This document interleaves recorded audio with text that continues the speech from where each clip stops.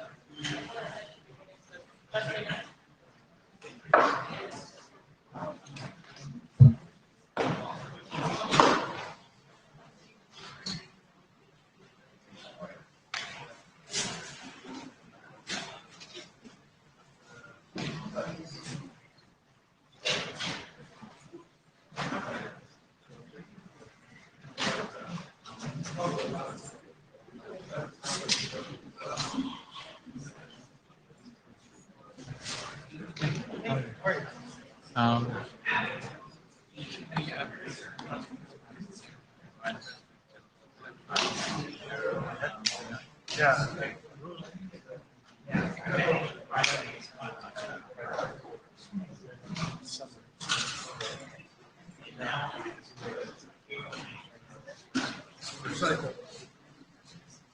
Yes. Action. That sounds.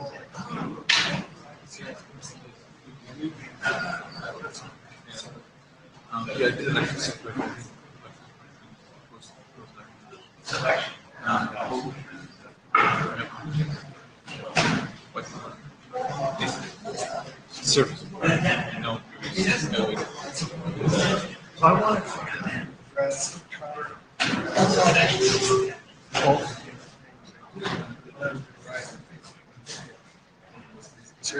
Privacy.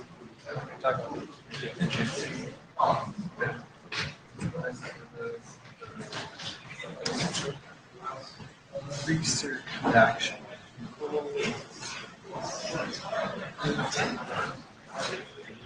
This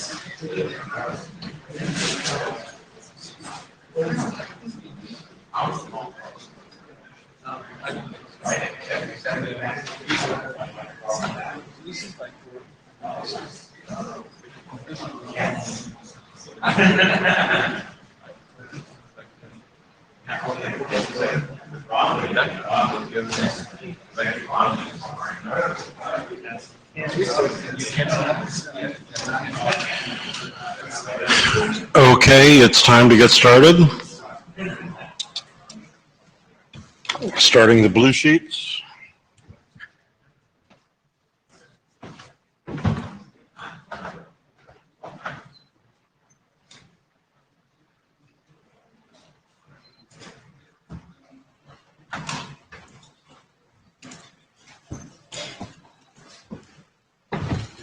Let's be 2 minutes later.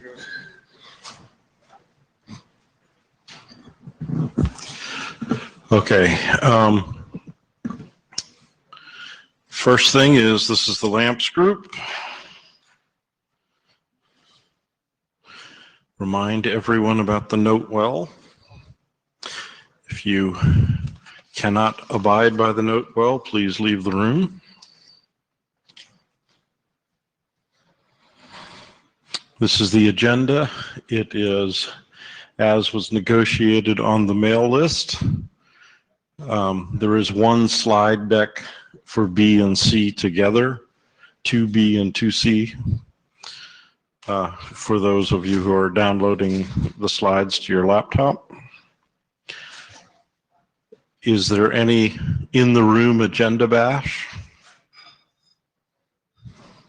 Okay. Then we will begin.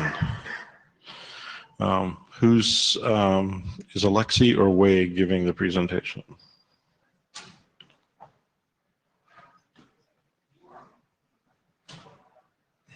Neither one's in the room. All right, we will start with Jim and come back to them, hoping that they're in one of the long elevator queues.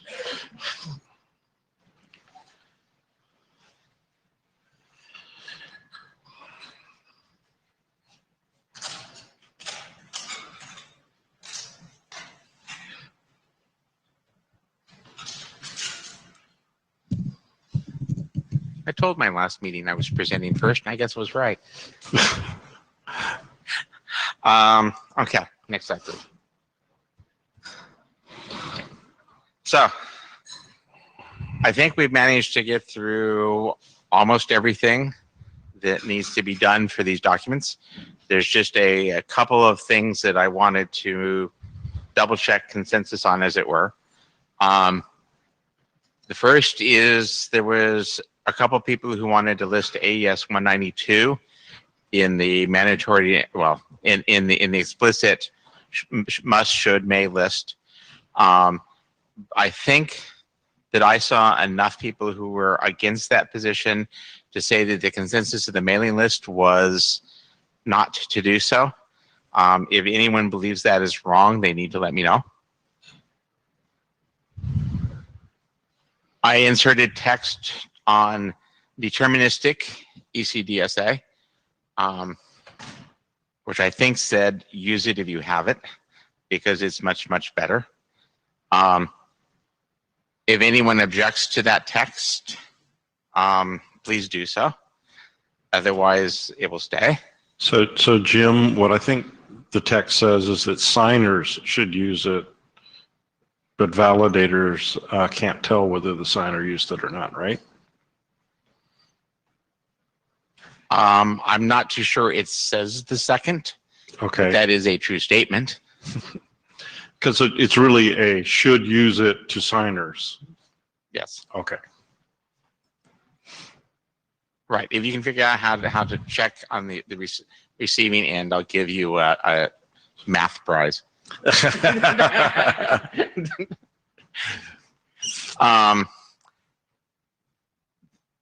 Somebody asked for inclusion of P384 as a should in the document on the basis that there's a large amount of government and commercial people who end up needing this because this is a Suite B protocol.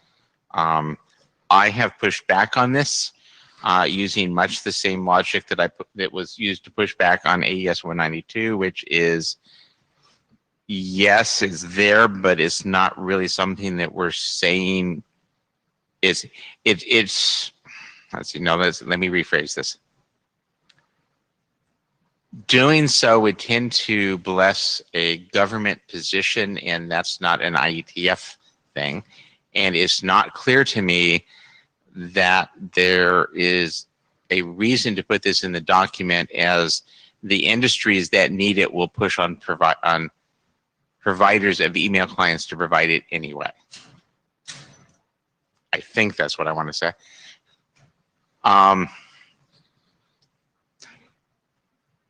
Does anyone want to say anything interesting at this point in time? So on the list, We'll start with the chair. So on the list, I've been the one advocating it. Is there anyone else in the room who supports the inclusion of it as a should level requirement?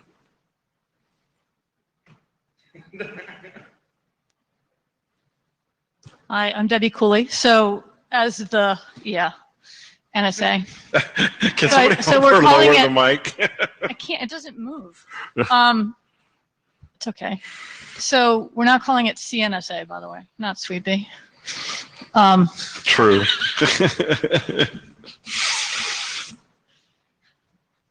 So we would like it. Can we now call it the keep Donald Trump out of my business algorithm? The Sweet. what? No. No.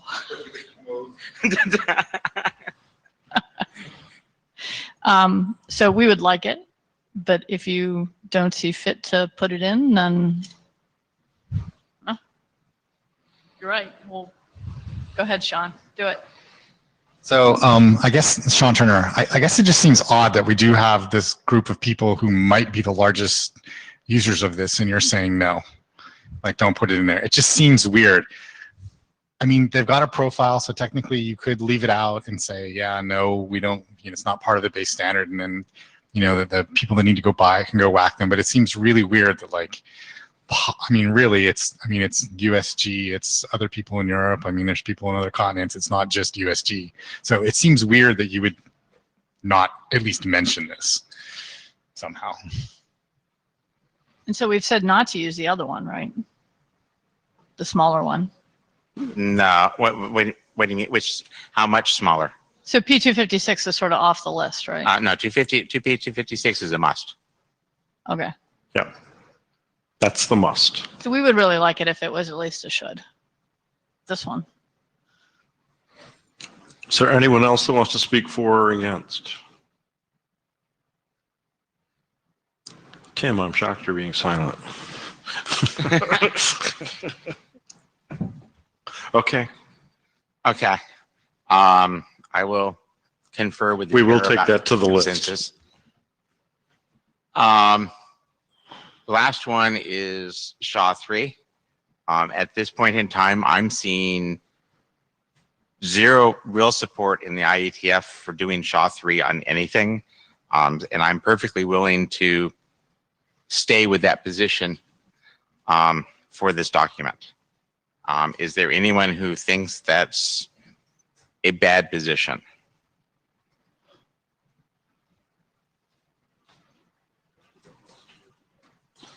Huh? Not seeing anyone under the mic to say otherwise. Okay. So from that list there, that basically says we've got one thing to decide and everything else stays put. Okay. So work left. I need to add a really short paragraph on padding, which says, you may want to think about it, but it's not probably a huge issue for SMIME per se. And I need to regenerate examples and try to get some verification of them. I'm debating just stealing some Paul Hoffman examples for everything except the authenticated data, so that's the only one I have to generate from scratch. If anyone thinks that's a bad idea, let me know. If anyone is willing to do validation of these things, let me know off list so I can send them to you and say they're right. I think I can probably get Peter Gutman to do validations, but I'm not positive yet. So are these examples that you're putting in this draft or examples you're putting in the 158-page SMIME examples draft? These are examples I'm putting in this draft. Okay, great.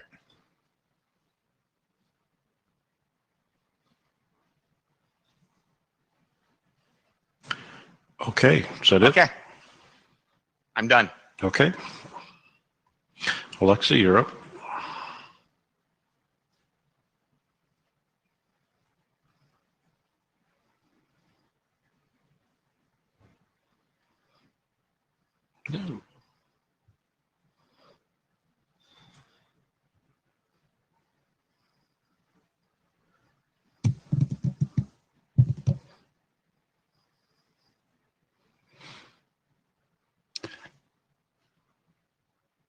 Right, I'm doing a very quick update on the internationalized email addresses in PKIX certificates.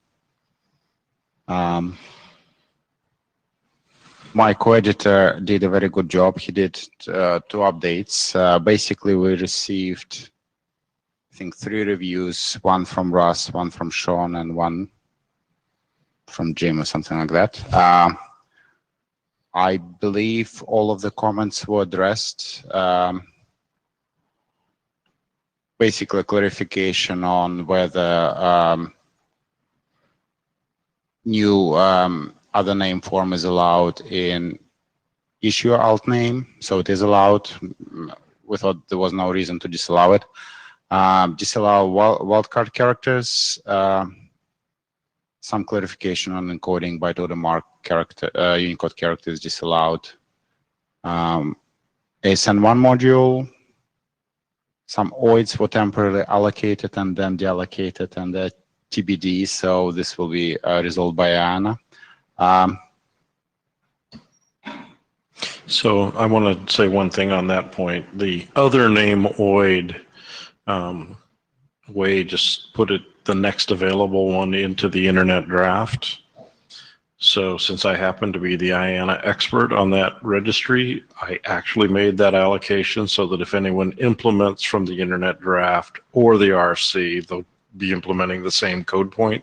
I thought it'd be really bad if that changed. Yes, But it should have been a TBD, but he didn't do that. And so right. I saved us from potential early implementers doing the wrong thing. Yeah, I think, thank you for that. I did explain offline to a way that IAN allocations typically happens later, but you know. Yeah, I think you can show the next slide, which basically says, I think we're done. I don't know of any open issues. There is no TBD in the document as far as I remember. Does anyone want to raise any new issues? Does anyone think this document is not ready for working group last call?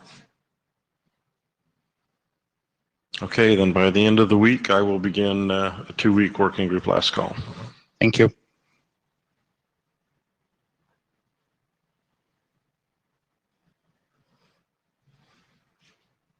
Sean. So I guess just for completeness, I guess PhD in the chat room did say that he thought not including SHA-3 in the SMIME specs is a bad idea. So just want to. He thought we should include. Should include. I think what he's saying was should include SHA-3. So, so I just want to point that out. With which signature algorithm? Okay. All right. Hi, my name's Sean Turner, and I'm in the pink box. So, why am I here? I asked Stephen Farrell to AD sponsor this draft, and he said, that's awesome. Please go get some comments. Go to LAMPS. So here I am. Next. All the links actually go to things. So what's EST, right? So EST is an enrollment over secure transport. It's the last RFC that came out of PKIX. Leave the joke up there. Basically, the idea is to allow people to do enrollment and get certs and server generated certificates over an HTTPS connection, and it's get and posts. And it's just a collection of them. So there's one for CA certs, there's one for doing simple enrollment, which is 10s and 7s.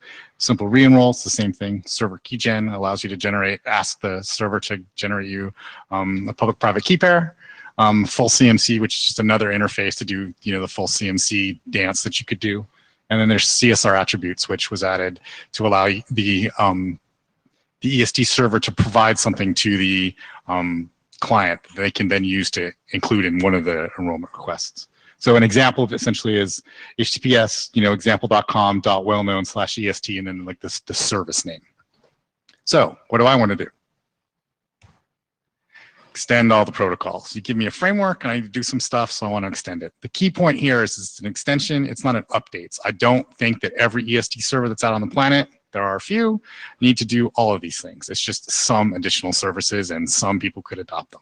So I have actually talked with some people. Dan Harkins is not here. He thought some of it was a little interesting. Some of it actually implemented in Yokohama, like on the fly fairly quickly. So that was nice. And Panos at Cisco, I guess I also talked to. Unfortunately, I will butcher his last name, so I won't try it. He said some of it was good and some of it he went meh.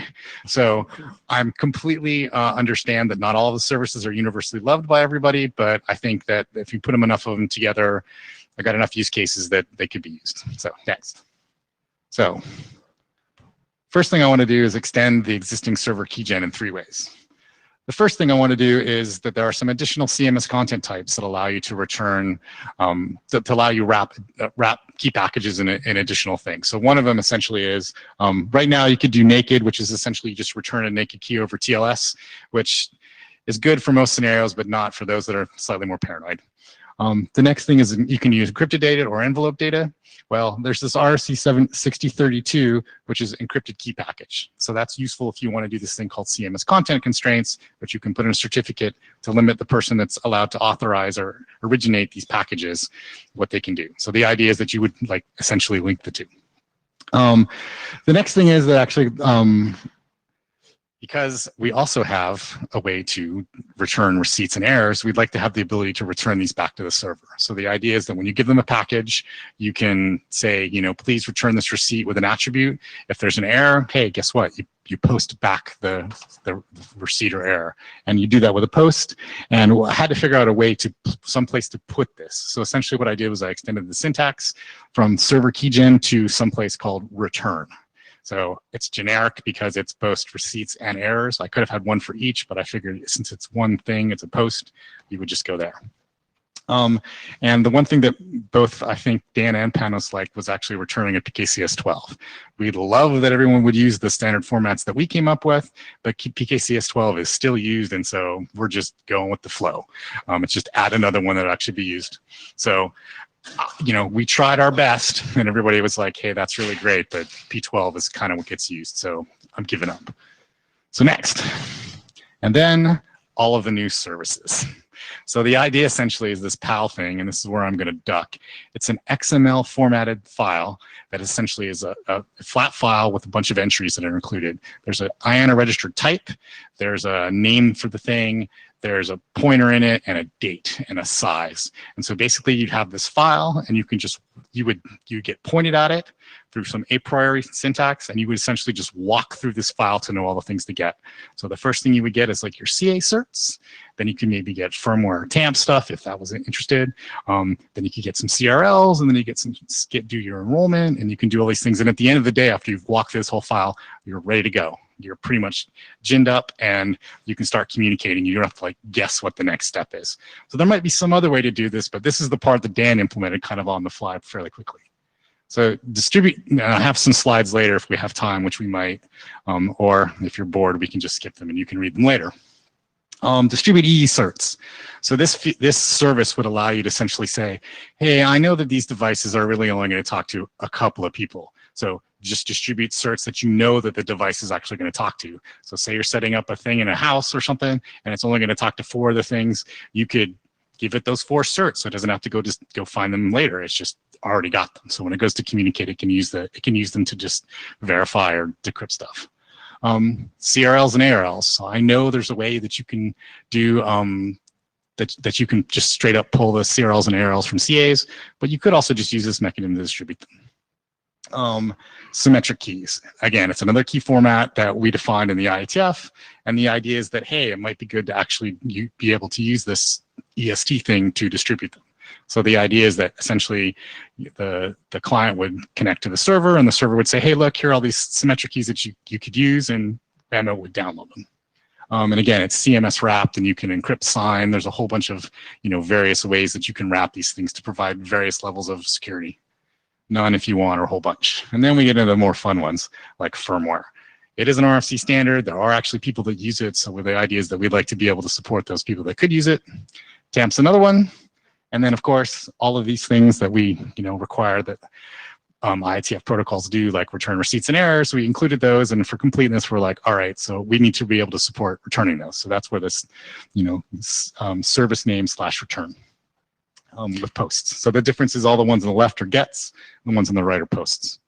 Sean, Yes. Yesterday we had an interesting discussion in TLS about some groups in data centers that might use pre-shared keys.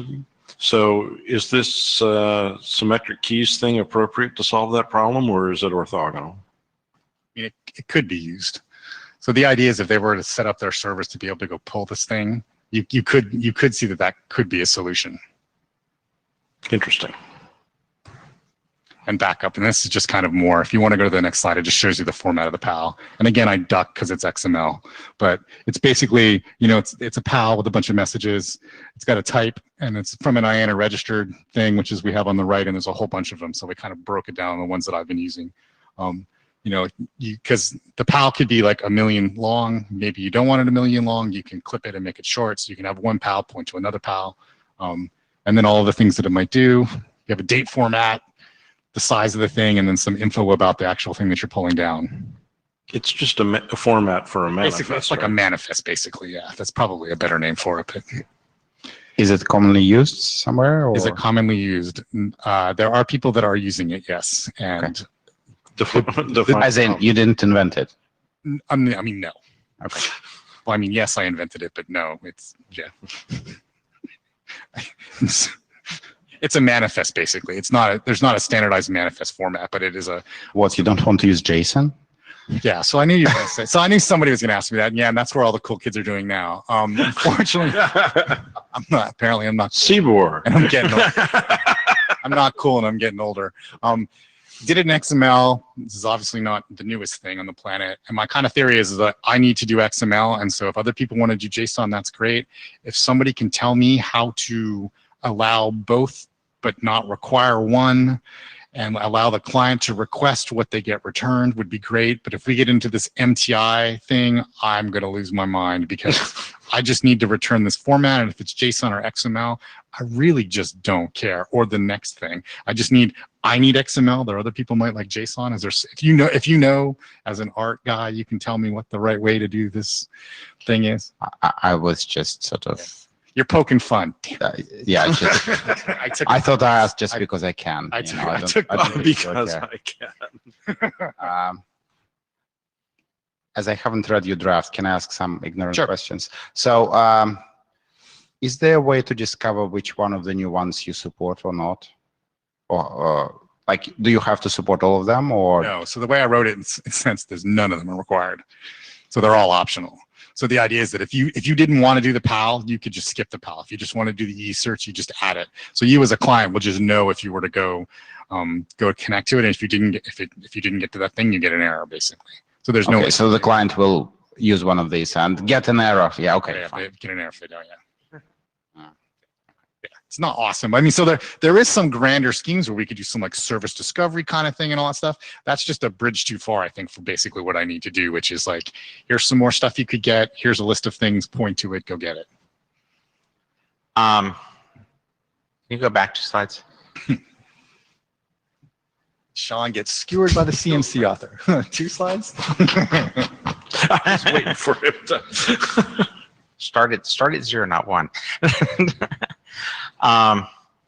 So distribute EE-certs is basically, this is get all EE-certs? Or get whatever. Or is this, or it's get whatever. So it's not it's not a new directory query mechanism. It's a mechanism which the CA who knows a priori, you're going to talk to these people. Here are some certs that you might like. There they go. So it's not a query mechanism to be like, hey, I need search for so-and-so. It's the EST server giving it's to give me a set of certs that I think so I might think like. think of it as, There's no publishing there. It's just yes. give me some bag of certs. It's a get. It's basically exactly that. It's a cert bag message because it's Okay. CMS, right? So all of these are basically, except for the XML stuff, are all essentially CMS wrap stuff. Right. After this meeting, I'm going to go to a core meeting, Core meeting. and EST is showing up in core. Interesting. So yes.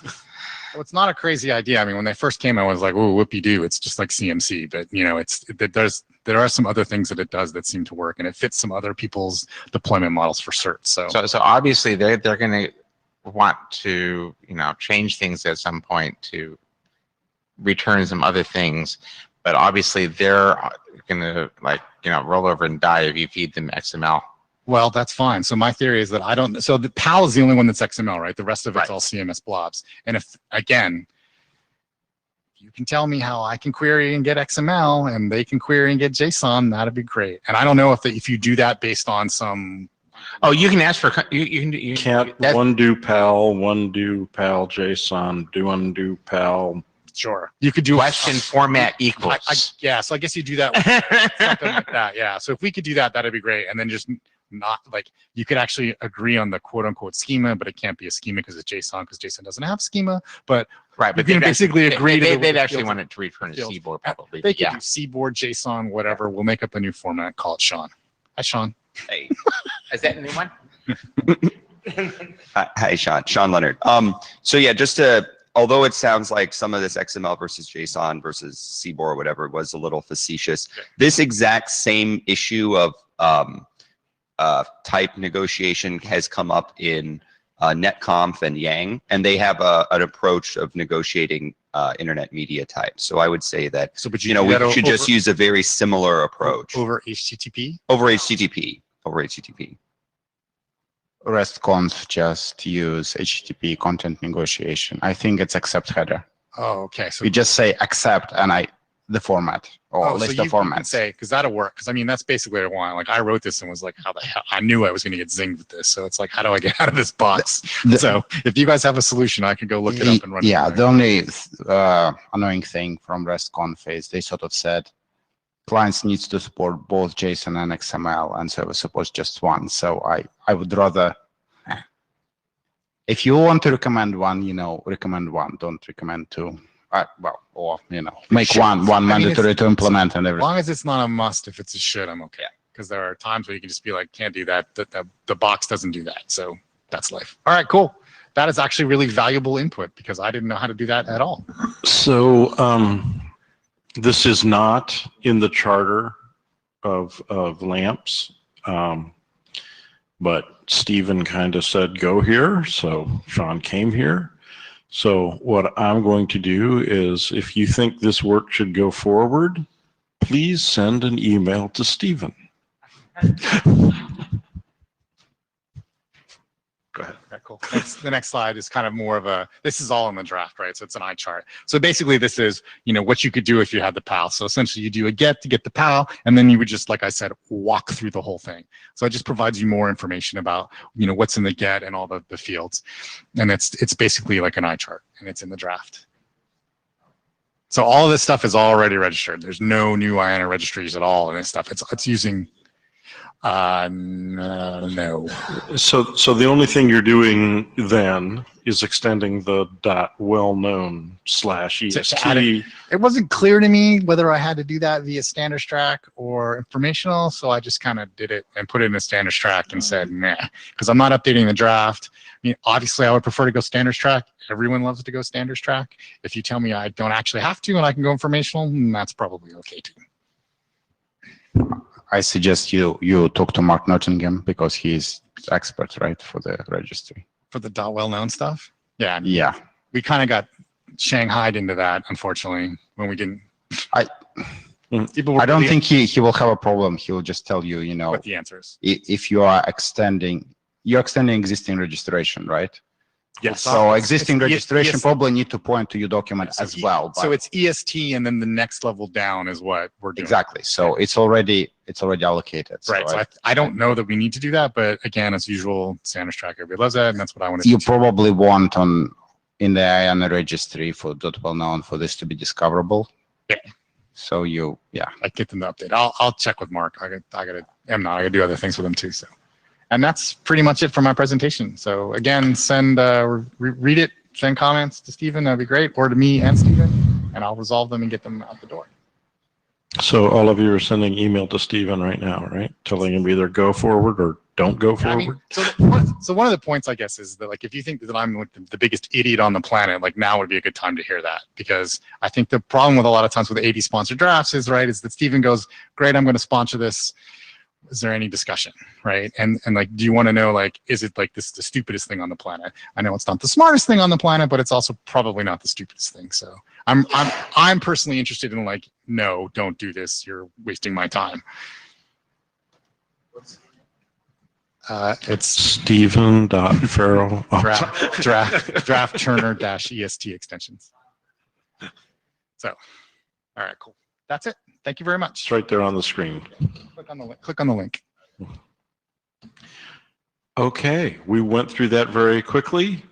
Again, working group last call on the EAI document will start this week. I was planning to do a 2-week working group last call. Anyone have objections to a 2-week working group last call? Okay, Jim, when you said you have one thing to discuss on the list and then update your document. Is it going to happen this month or next? Next. Okay, so we'll do working group last call on that afterwards. So I was just going to suggest that I know that we probably shouldn't do this, but there is a Thanksgiving holiday in the US and the vast majority of people won't be working that week. So can you just, if you're going to start one this week, can you just make it 3 weeks? I can do that. Okay. Anyone think longer is necessary? It is a pretty short document. Okay, then we're done. Thank you.